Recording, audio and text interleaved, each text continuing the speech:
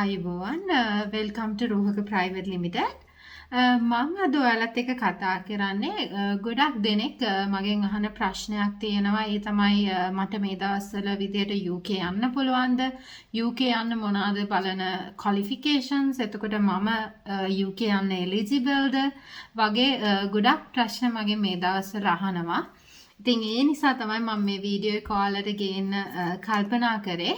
අද අපි මෙතනදී කතා කරන්නේ UK යන්න මොනවද ඔයාලට අධ්‍යාපන වීසා එකක් සඳහා යද්දී මොනවාද ඔයගොල්ලෝ දැනගත යුතු කරුණු, එතකොට මොන වගේ විස්තරද ඔයා දැනගෙන ඉන්න ඕනේ, එතකොට කොහොමද UK වල education system එක, ඒකේ තියෙන entry requirements වලට ඔයා eligible ද වගේ කාරණා කීපයක් ගැන කතා කරන්නයි මම අද ඔයාලත් එක්ක එකතු වුණේ.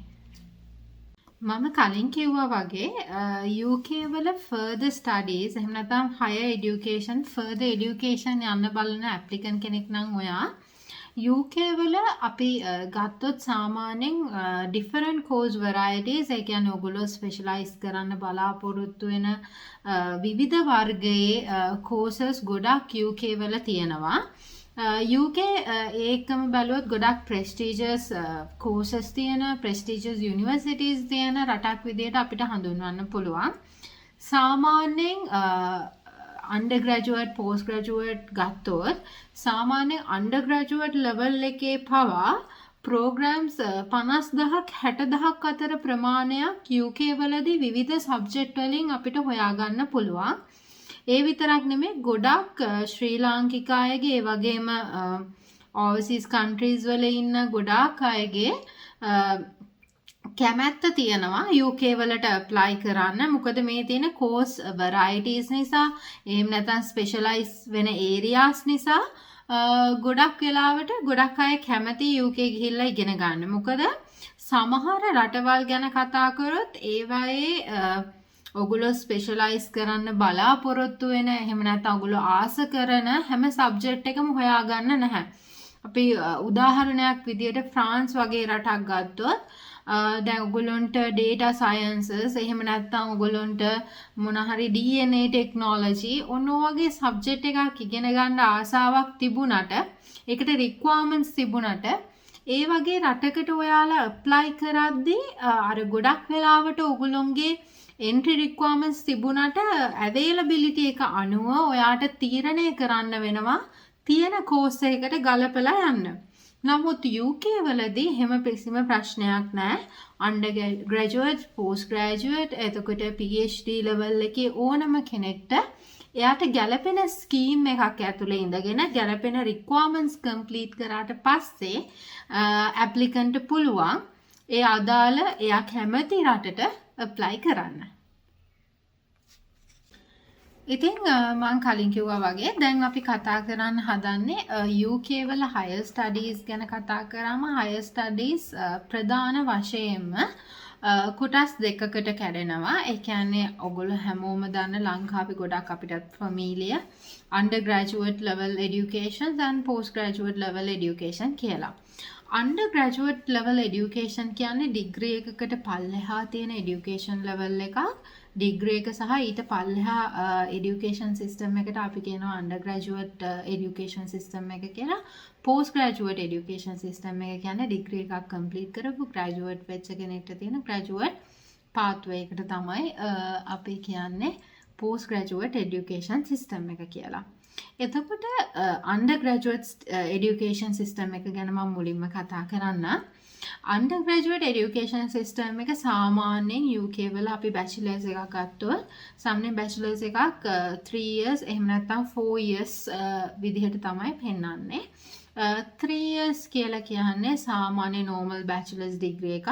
හැබැයි මේ 4 years කියන්නේ 4 years සම්බන්ධ වෙන bachelor's degree වලට අපි කියනවා සාමාන්‍යයෙන් ඒකට කියන අපි sandwich year එකක් add වෙනවා කියලා. හරියට නිකන් අර sandwich එකකට අපි එක එක slices දානවා වගේ sandwich year එකක් කියලා අපි ඒක අඳුනනවා. මේ sandwich year එකක් කියන්නේ මොකක්ද? sandwich year එකක් කියන්නේ ඔයාගේ bachelor degree එකේ ඔයාගේ තියෙන academic years වලට අමතරව එක්ක work placement year එකක් එහෙම නැත්නම් ඔයා මොන හරි ට්‍රේනින් ඉයර් එකක් ඇඩ් වෙනවා නම් අපි කියනවා මේක සෑන්ඩ්විච් ඉයර් එකක් කියලා. ඊළඟට ගොඩක් දෙනෙක් අහන එක තමයි මේ සෑන්ඩ්විච් ඉයර් එකට පේ කරනවද අපිට පේඩ් ඉන්ටර්න්ෂිප් එකක්ද? ඒතර මේ ඉන්ටර්න්ෂිප් කියන කැටගරි එකෙත් UK වල ගත්තාම පේඩ් ඉන්ටර්න්ෂිප්ස් තියෙනවා non paid internship කියලා මේ වර්ග දෙක තියෙනවා. ඒක වාගේ වතෝරගන්න යුනිවර්සිටි එකත් අනුව ඒක තීරණය කරනවා කොහොමද මේක paid internship එකක්ද නැත්නම් pay කරන්නේ නැති ඔයාට voluntary work කරන internship එකක්ද කියලා ඔයා තෝරගන්න යුනිවර්සිටි එක මත ඒ දේ depend වෙනවා. සාමාන්‍යයෙන් UK ගත්තහම UK education system එකේ තියෙනවා RQF level කියලා. ඒ කියන්නේ regulated qualifications framework. මේ RQF level වලට අනුව තමයි ඔයා ඉගෙන ගන්න levels හැමතිස්සෙම divide වෙන්නේ. හැබැයි ස්කොට්ලන්ඩ් වලදී මේක ටිකක් වෙනස් වෙනවා. ඔයා apply කරන්නේ ස්කොට්ලන්ඩ් නම් මේක Scottish education framework එකක් ඇතුලේ තමයි මේක යන්නේ. ඒ නිසා ගොඩක් වෙලාවට ස්කොට්ලන්ඩ් වලට apply කරන undergraduate කෙනෙක් නම් ඔයා අනිවාර්යෙන් 4 years study කරන්න ඕනේ. ඊට අමතරව undergraduate level එකේදී ඔයා medicine එහෙම නැත්නම් යම්කිසි training related වගේ එහෙම නැත්නම් sciences related සමහර courses ඔයා study කරනවා නම් මේකෙදී ඔයාට additionally years add වෙනවා. ඒකත් ඔයාගේ යුනිවර්සිටි එක එතකොට ඔයා තෝරන qualification එක මත එතකොට ඔයාගේ requirements මත ඔයාට adjust කරගන්න වෙනස් කරගන්න පුළුවන්. හැබැයි හොඳට මතක තියාගන්න UK වලදී ඔයා මම ඔය කලින් කිව්වා වගේ medicine වගේ subject එකකට යනවා නම් ඔයා අනිවාර්යෙන් අවුරුදු 5ක් වගේ කාලයක් study කරන්න ඕනේ. ඊළඟට තව ගොඩක් දෙනෙක් අහන ප්‍රශ්නයක් තමයි මම ලංකාවේ HND එකක් කරලා තියෙනවා. එතකොට ලංකාවේ 2 year diploma එකක් කරලා තියෙනවා. මට top up year එකකට යන්න පුළුවන්ද? එතකොට ඒකට මට eligible වෙයිද වගේ දේවල්. ඔව් ඔයා UK වල ඔයා ලංකාවේ මේ UK qualification එකක් කරලා තියෙනවා නම් නැත්නම් ලංකාවේ ඔයා කරපු qualification එක UK accepted qualification එකක් නම් කිසිම ප්‍රශ්නයක් නැහැ. ඔයාට top up year එකකට යන්න පුළුවන්. එහෙම නැත්නම් normal bachelor එකේ first year එකක් waive off කරලා යන්න පුළුවන්. අපි මේවට කියනවා cross credit transfers කියලා. cross credit transfer එකකට එහෙම නැත්නම් credit transfer එකකට ඔයාට යන්න පුළුවන්. ඒක ගැන කිසිම ගැටලුවක් ඇති කරගන්න දෙයක් නැහැ. අනිවාර්යෙන් ඔයා ඒ අදාළ requirements fulfill කරලා තියෙනවා නම් ඒ අදාළ credits ඔයා achieve කරලා තියෙනවා නම් කිසිම ප්‍රශ්නයක් නැතුව undergraduate qualification එකකට years අඩු කරලා ඔයාට යන්න පුළුවන්. ඊළඟට undergraduate level එකේ අය ගොඩාක්ම අහන ප්‍රශ්නයක් තමයි මට IELTS නැතුව යන්න පුළුවන්ද? මම මෙහෙම qualification එකක් කරලා තියෙනවා, මෙහෙම qualification එකක් කරලා තියෙනවා. එතකොට මට IELTS නැතුව යන්නම බැරිද UK කියන එක වගේ ප්‍රශ්න. UK ගත්තහම සාමාන්‍යයෙන් ඔයාගේ IELTS requirement එක waive off කිරීමක් එහෙම නැත්නම් IELTS නැතුව යාම confirm කිරීමක් කරගන්න පුළුවන් ඔයාගේ O level A level results අනුව.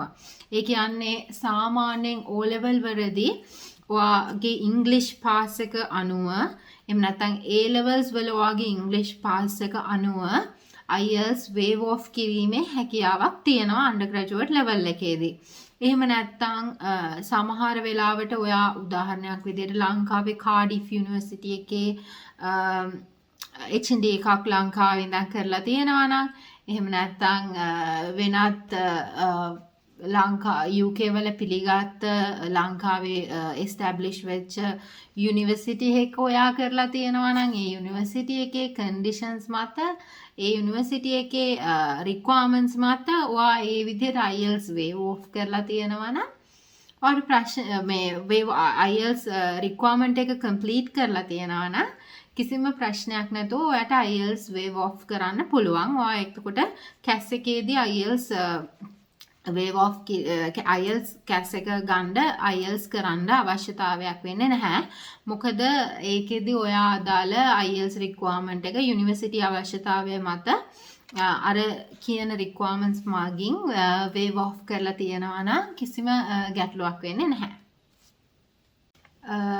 කලින් කිව්වා වගේම IELTS waive off කිරීම ගැන කතා කරොත් applicant past years වල London exam කියන්නේ London A levels London O levels එතකොට එයා year 1 to year 11 year 12 වෙනකන් English medium study කරලා තියෙනවා නම් එතනදිත් applicant හැකියාවක් තියෙනවා එයාගේ requirement එක IELTS requirement එක waive off කරන්න.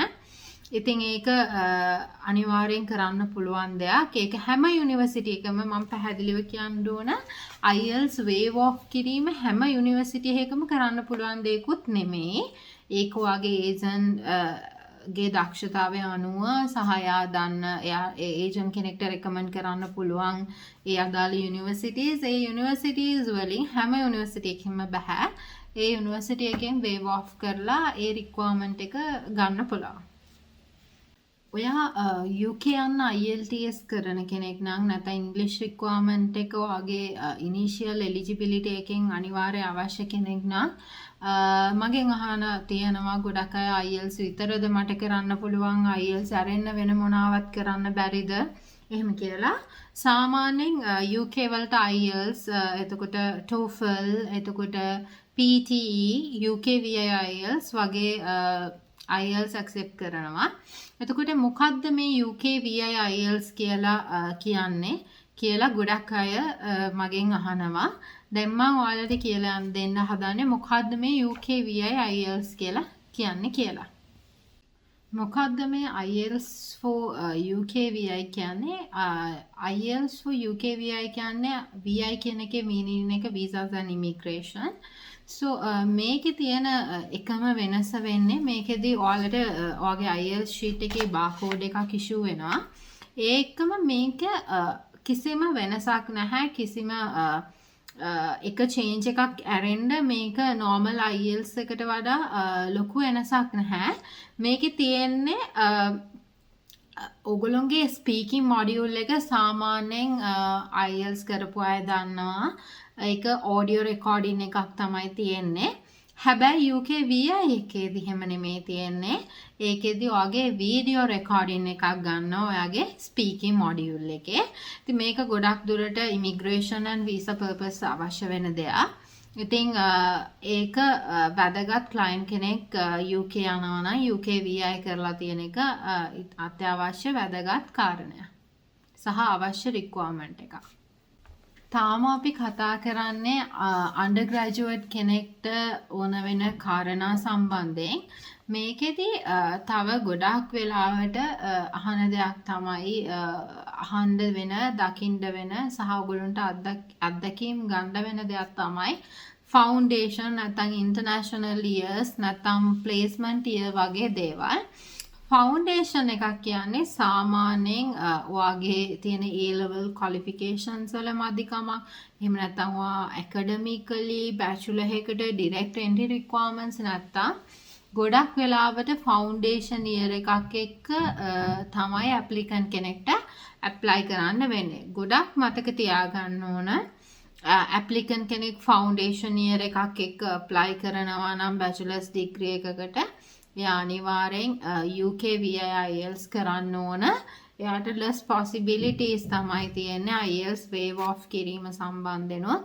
මොකද එයා foundation වලදී entry requirements අනිවාර්යෙන්ම IELTS UK VI තියෙන්න ඕනේ කියලා requirement එකක් බොහෝ universities වල තියෙන නිසා.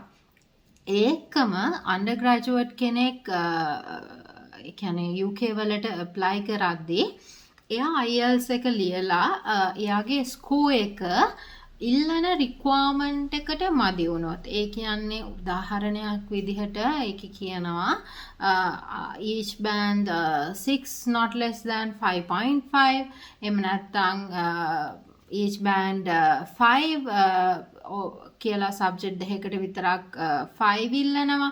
ඉතින් ඔයගේ රික්වයර්මන්ට් එකක් ආව වෙලාවකදී ගොඩක් වෙන රටකට ඔයා apply කරනවා නම් අනිවාර්යෙන් ඔයා ඒක achieve කරන්නම ඕන. ඒක ඔයාට කිසිසේත්ම ඔප්ෂන් එකක් නැහැ. IELTS නැවත නැත්නම් ඔයගේ PTA එක නැවත කරනවා ඇරෙන්න. මේකෙදි මම මේ කතා කරන්නේ ඊට වඩා ඔයාලට ඇඩ්වාන්ස් දෙයක් ගැන. ඇප්ලිකන්ට් කෙනෙක්ගේ ස්කෝර් එක යම්කිසි මට්ටමකට අඩු වුණොත් ඒක යුනිවර්සිටි එක අනුව අපිට පුළුවන් ක්ලයන්ට්ගේ ඒ තියෙන ස්කෝර් එක අනුව එයාට කෝස් එකක් තෝරලා දීලා මදි ප්‍රමාණයට ඉංග්ලිෂ් ලැන්ග්වේජ් කෝස් එකක් එකට ජොයින් කරන්න. එතකොටත් ඒක කැස් එකේදී ඔයාලට සඳහන් වෙනවා ඒක කොහොමද වෙන්නේ කියලා.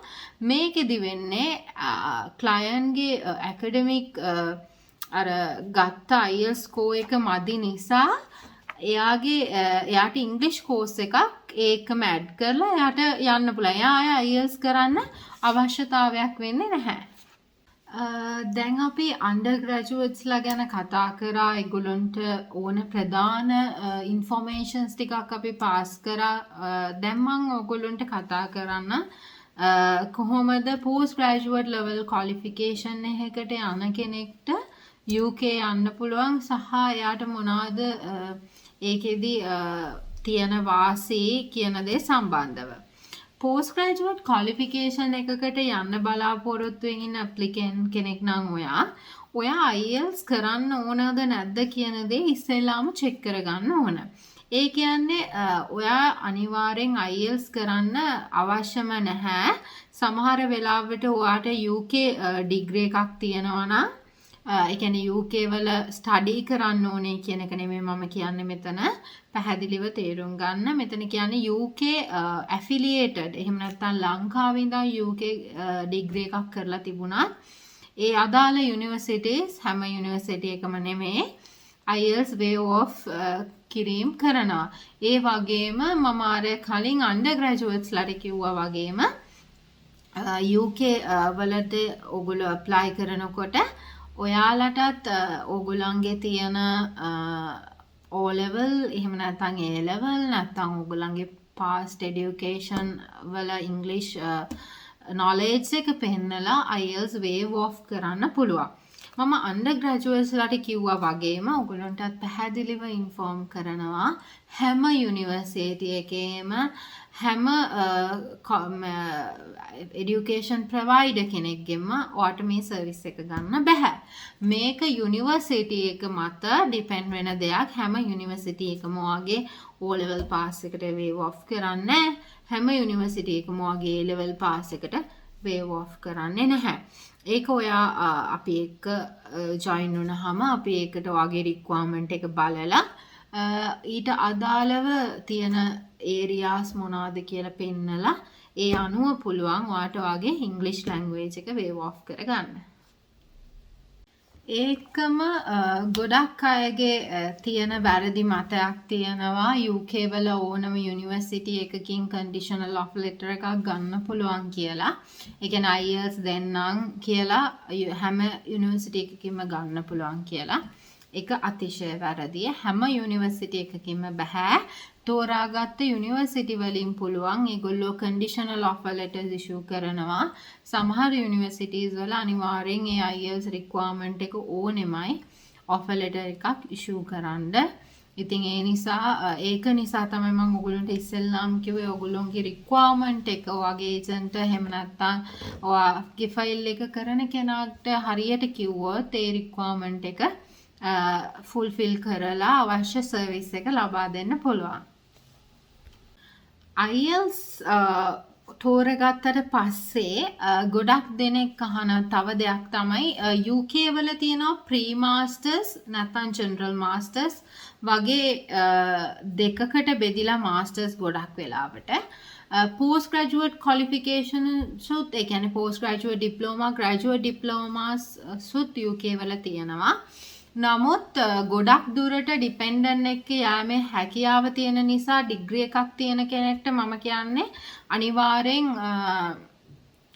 ඔයා එකට ඒක තෝරගන්නකොට අනිවාර්යෙන් මාස්ටර්ස් ක්වොලිෆිකේෂන් එකකට තෝරගන්න ඔයා ඩිපෙන්ඩන්ට් කෙනෙක් ඉන්න කෙනෙක් නම් ඒ කියන්නේ වගේ ස්පවුස්ව එකගෙන යන්න තියනවා නම් අනිවාර්යෙන් ඔයා මාස්ටර්ස් ක්වොලිෆිකේෂන් එකක් තෝරගන්න ඕනේ. එතකොට මේ ප්‍රී මාස්ටර්ස් කියලා කියන්නේ අර විදිහම තමයි අර UK මාස්ටර්ස් වලත් ෆවුන්ඩේෂන් ප්ලස් මාස්ටර්ස් කියලා වෙනම තියෙනවා ඒ රික්වයර්මන්ට්ස් මත. ඒ විතරක් නෙමෙයි ප්‍රී මාස්ටර්ස් කියලා වෙනම කොටසක් තියෙනවා. මේකෙදි වෙන්නේ ගොඩක් වෙලාවට උදාහරණයක් විදිහට ලංකාවේ ගොඩක් අය කරනවා ඒගොල්ලන්ගේ work experience වලින් top up year bachelors වගේ දේවල් කරනවා. එතකොට මෙයා ඔගොල්ලෝ මේක 3 year bachelor එකක් නෙමෙයි 1 year bachelor එකක්. ඉතින් 1 year top up year එකක්. ඉතින් ඔයා top up year එකක් කරලා තියෙනවා නම් සමහර universities වාගේ අර පහුගිය අවුරුදු දෙකේ ලැප් එක ගැන හිතනවා. එහෙම හිතලා ඒගොල්ලෝ දෙනවා ප්‍රී මාස්ටර්ස් කියලා ඇප්ලිකේෂන් ඔයාගේ ඔෆර් ලෙටර් එකට. මේකෙදී ඔයාලා ෆවුන්ඩේෂන් එකක් වගේම මාස්ටර් එකට කලින් යම්කිසි පොලිෂ් අප් එකක් කර ගැනීමක් සිද්ධ වෙනවා. එතකොට ප්‍රී මාස්ටර් එකේදීත් සාමාන්‍ය UK ක්වොලිෆිකේෂන් එකක් කරලා එයා ස්පෙෂල් සබ්ජෙක්ට් එකකදී ආ UK ක්වොලිෆිකේෂන් එකක් කරලා টොප් අප් එකක් නම් කරලා තියෙන්නේ. එයාට මාස්ටර් එකකට යන්න කලින් අර විදිහේ ප්‍රී මාස්ටර් එකක් එක්ක ඇප්ලයි කරන්න පුළුවන්. ඒකෙදී එයාට බෙනිෆිට් එකක් විදිහට එයාට වේව් ඔෆ් කරගන්න පුළුවන් IELTS රික්වයර්මන්ට් එක. ඒකත් වෙනස් වීම වලට IELTS රික්වයර්මන්ට් එක වේව් ඔෆ් කිරීමත් වගේම ඒකෙදි IELTS කරන්න කිව්වොත් ප්‍රී මාස්ටර් එකේදී කැස් එක අනුව කැස් එක ඉෂුව වෙන විදිහ අනුව එයා කරන්න ඕනේ IELTS එක ජෙනරල් නෝමල් කියන්නේ ඇකඩමික් IELTS එකද නැත්නම් UK VI IELTS එකද කියලා වෙනස් වෙනවා. ඒ කියන්නේ සිංගල් කැස් එකක්ද නැත්නම් ඩුවල් කැස් එකක්ද මත ඒක ඩිපෙන්ඩ් වෙන එක ලොකු සබ්ජෙක්ට් එකක්. ඒක මට මේ වෙලාවේ ඔයගොල්ලන්ට එක්ස්ප්ලেইন කරලා කියන්න අමාරුයි. ඒකට මම ඔයාලට වෙනම වීඩියෝ එකකින් ඒ ටික කියලා දෙන්න. මතක තියාගන්න කැස් එක සිංගල් කැස් ඩුවල් කැස් විදිහට වෙනස් වෙනවා. ඒක වාගේ වීසාස් කරන අය දන්නවා. එතකොට ඒකේ අනුව තමයි මේ IELTS රික්වයර්මන්ට් එක. එතකොට ඒකේ කැස් එක ඉදිරිපත් වෙන විදිය අනුව තමයි ඒ රික්වයර්මන්ට් එක අපි ෆුල්ෆිල් කරන්න ඕන.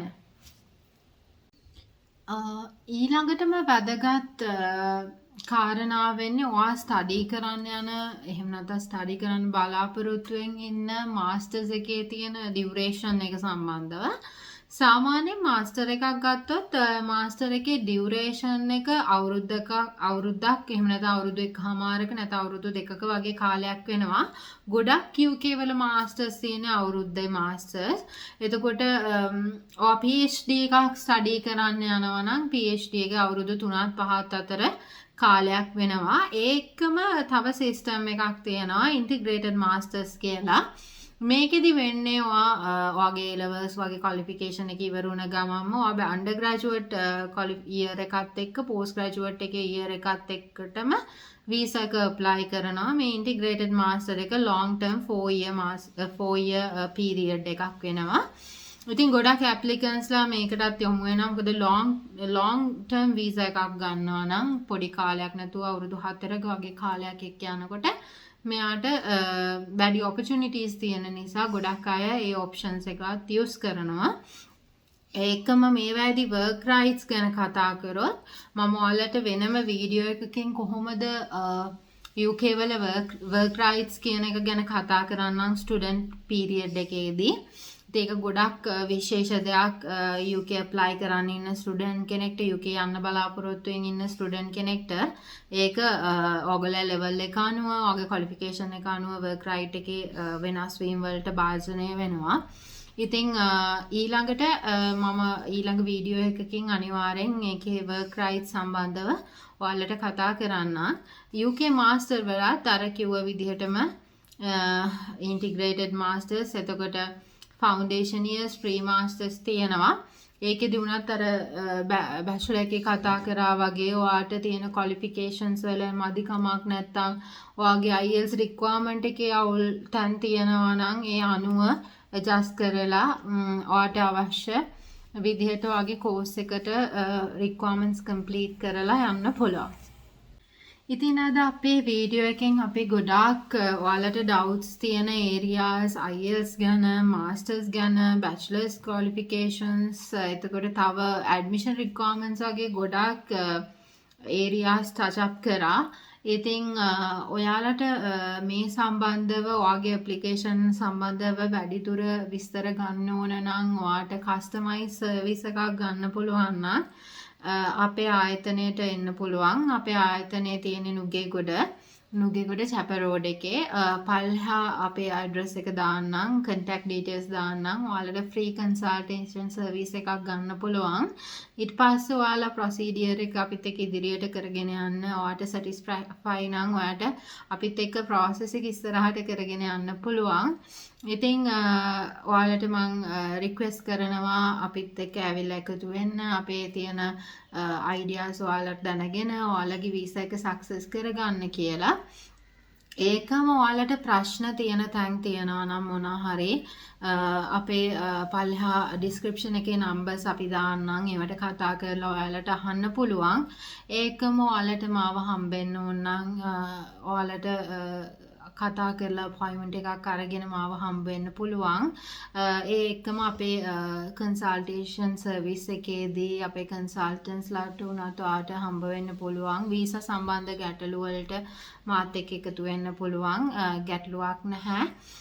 ඒ එක්කම ඔයාලට අවසාන වශයෙන් කියන්න තියෙන්නේ හරි විදිහට හරි requirements successfully ඒ requirements fulfill කරලා ඔයාගේ dream එක achieve කරගන්න අපිත් එක්ක එකතු වෙන්න. පල්ලෙහා අපේ numbers තියෙනවා. අද නම් අපේ videos මුල් පාරට බලන්නේ පල්ලෙහා තියෙන subscribe button එක ඔබලා අපිත් එක්ක join වෙන්න. ඔයාලට මේ වගේ තවත් ගොඩක් වැදගත් informations අපෙන් දැනගන්න පුළුවන්. අපිව ඇවිල්ලා හම්බ වෙන්න පුළුවන්. බොහොම ස්තුතියි අපිත් එක්ක එකතු වුණාට. තවත් මේ වගේ වටින වීඩියෝ එකක් අරගෙන වටින informations ගොඩක් අරගෙන මේ ඔයාලව හම්බ වෙන්න බලාපොරොත්තු වෙන් මම අද සමුගන්නවා. බොහොම ස්තුතියි මේ කාලෙත් මේ වෙලාවත් ඔයගොල්ලන්ගේ වටිනා කාලයෙන් මාත් එක්ක එකතු වෙලා හිටියට. Stay safe. Thank you.